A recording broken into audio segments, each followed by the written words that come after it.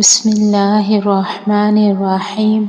السلام علیکم ورحمۃ اللہ وبرکاتہ۔ حضرت انس رضی اللہ تعالیٰ عنہ بیان کرتے ہیں، نبی صلی اللہ علیہ وسلم رمضان کے آخری 10 دن میں اعتکاف کیا کرتے تھے، لیکن آپ نے ایک سال اعتکاف نہ کیا تو پھر آئندہ سال آپ نے 20 روز کا اعتکاف کیا۔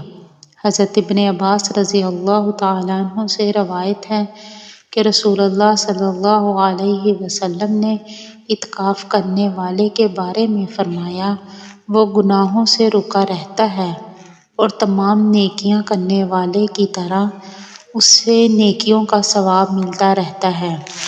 حضرت ابو ہریرہ اور حضرت ابو سعید رضی اللہ تعالیٰ عنہ کہتے ہیں کہ رسول اللہ صلی اللہ علیہ وسلم نے فرمایا، اللہ عز و جل فرماتا ہے، روزہ میرے لیے ہے اور میں ہی اس کا بدلہ دوں گا۔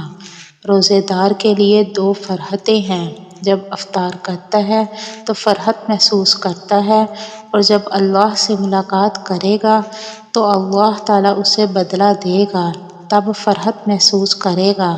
اس ذات کی قسم جس کے ہاتھ میں محمد صلی اللہ علیہ وسلم کی جان ہے، روزے دار کے منہ کی بو اللہ کے نزدیک کستوری کی خوشبو سے زیادہ عمدہ ہے۔